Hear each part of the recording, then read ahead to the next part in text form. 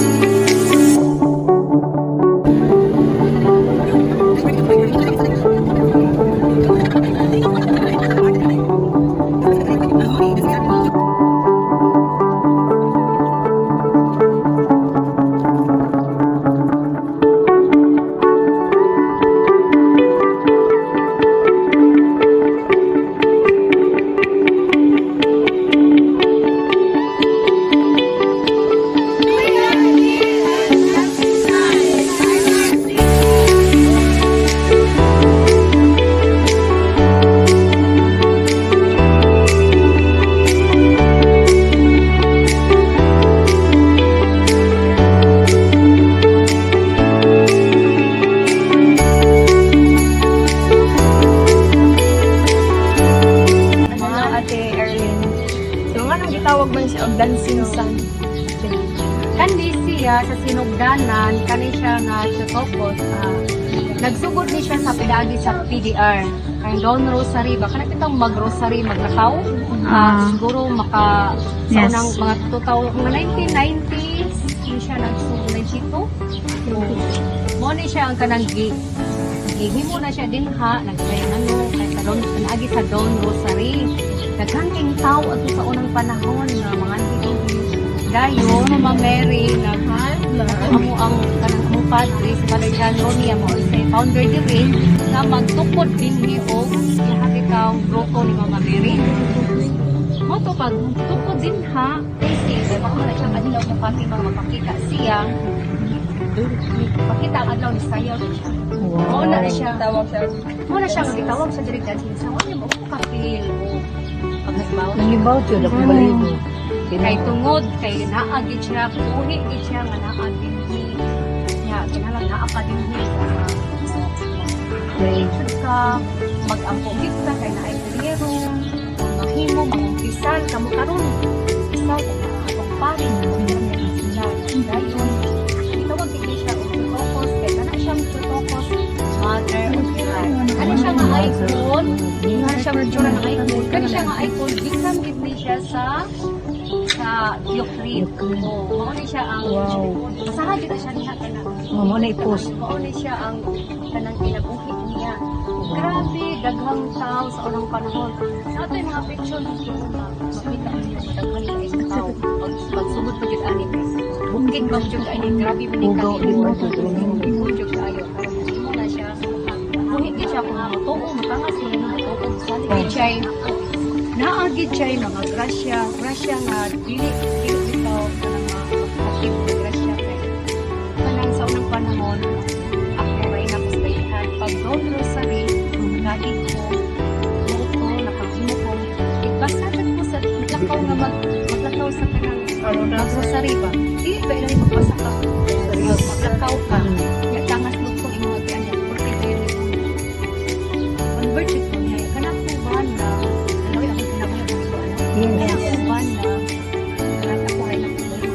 siya hari sa inuman, wala siya may nag-abot. Pero pinakit sa Don Rosary, kita mi.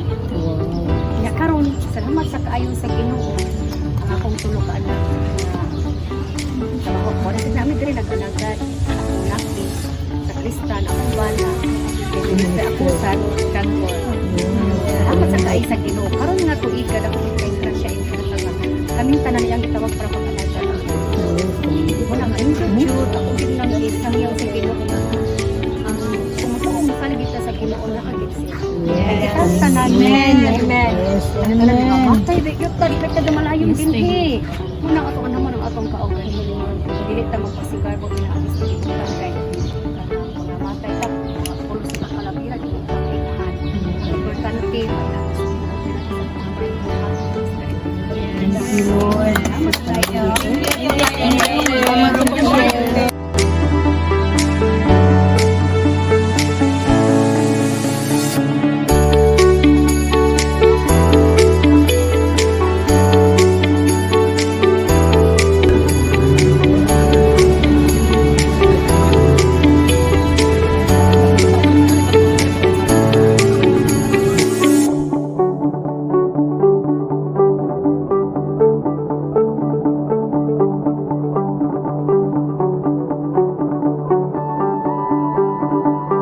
Philo Kamumot was born on March 3, 1914 in Barangay Cugon, Carcar, Cebu, to Luis Kamumot and Angela Bastida. He was christened the following day, and on August 22, 1915, he received the sacrament of confirmation. From an early age, Kamumot was already immersed in a very religious environment. On September 27, 1988, after celebrating Mass for the feast of St. Vincent de Paul at the Seminario Mayor de San Carlos and visiting the Carmelite Monastery in Barangay Mabolo, Kamumot was driven home to Carcar by his chauffeur. The vehicle overturned in Sitio Magtalisay, Barangay Sangat, San Fernando, Cebu, killing Kamumot but not his chauffeur. Thousands attended Kamumot's funeral at the municipal cemetery. In 2009, his body was exhumed for transfer to the Daughters of Santa Teresa Convent in Valladolid, Carcar.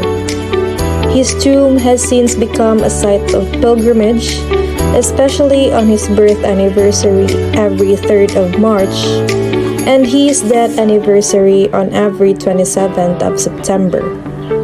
Near the tomb, a museum displays various items he had used in his lifetime, including his bed. It is the church itself that I visited here and not the shrine. So if you're wondering why I didn't visit the shrine, it was because our main purpose was just to attend a mass. But we ended up capturing the majestic view since there was no mass at the time, and we don't have any time to visit the popular shrine because a lot of errands need to be finished at the time. This place is located at the Barangay Valladolid, Carcar City, Cebu, which is in the south part of Cebu. This church is located at the back of the shrine. As far as I know, there is a mass every Saturday in here, and I don't exactly know if there would be Sunday masses, because the last time I went here, there was no mass. We are here at Philo Kamumot Church. Time I entered this place, this was just the time I knew that this was a church. Based from the exterior I've shown above, it was not obviously the architectural design of an ordinary church here in the Philippines. I can say everything in this world is constantly changing, from the tiniest of things to the massive things and everything in between.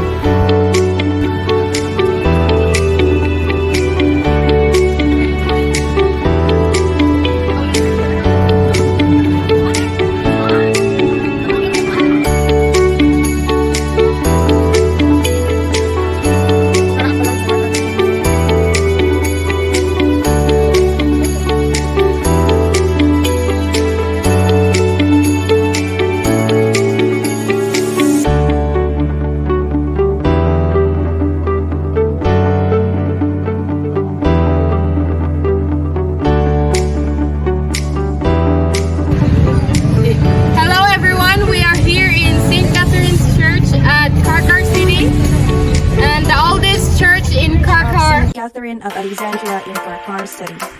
This church, known as St. Catherine Church, was named after the town's patron saint, St. Catherine of Alexandria, in whose honor the people of Carcar celebrate the yearly fiesta every 25th of November. St. Catherine's Church is the second oldest church in Cebu. Father Antonio Maglano, the parish priest of Carcar at the time, started building the church in 1859.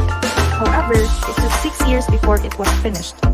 Another priest, Father Manuel Fernandez, took the credit for the present design of the church, admired for its Byzantine architecture, Greco-Roman altar, and twin bell towers having a minaret shape similar to Muslim mosques. Like most old Spanish churches in the Philippines, the St. Catherine's Church is fronted by the town plaza, a well-maintained place for community gathering, celebration, and other social functions. The very first museum in South Cebu. This museum is housed in the former Carcar Horticultural Center and Dispensary, a two-story hospital for women and children, resembling a dollhouse rather than a medical institution. It was perhaps meant that way to dispel the fears of the patients. This This outstanding, beautifully restored, white-painted architectural landmark has a profusion of artful latticework, semicircular transom, carved barandillas, railings, and many canopies, and stained glass window panes. Beside the museum is a small gated park that pays homage to Don Mariano Mercado, who was responsible for many of Carcar's beautiful landmarks. The building was inaugurated as the Carcar City Museum on July 8, 2008, during Carcar's first anniversary as a city. Its galleries, in several rooms, feature objects with historical, cultural, and artistic relevance, such as a traditional corn milling stone, antique furniture, winning costumes used by Carcar contingents, and numerous artistic performances. Women's clothing worn during that era, religious artifacts, leather cutters, kitchen utensils, journals, paintings, war weapons, medical tools, musical instruments, and old news clippings about General Pantaleon Leon Gillat Villiers. Museum walls, visitors can see a chronology of events that took place in Carcar from the Pleistocene period up to the present. The terrace or terraza is the best place to feel the cold breeze from the outside. Carcar brings to mind ampao and chicharon. It also conjures memories of prominent old Cebuanos families and their even older houses. So it was a pleasant surprise for me to learn that there was a public swimming pool in the early part of the 20th century in this town. It is just that Carcar to me has always been an old provincial town, and the public pool is so urban chic, most especially during those days. In part 1 of this series, I did mention that the City Museum was originally a clubhouse. This swimming pool is just behind that building, and I would surmise that this was a main attraction to the clubhouse. The famous Mayor Mercado commissioned this very forward-thinking social center during the 1920s. Built around, it is a 2-story pavilion with beautiful lattice work. I can only wonder how it was during those days when it was anything but gray. Seen from this side, the ground level is chopped into individual dressing rooms. It was also said that prior to the dispensary becoming a museum and the restoration work begun, these dressing rooms housed the local juveniles as well. To the right of the ground level are gazebos, where I believe picnickers would enjoy refreshments. The rest of the area is lined with individual dressing rooms, separate ones for men and for women. The pool itself looked to be around 5 to 6 feet deep on the shallow side, and maybe up to 10 to 12 on the deep end.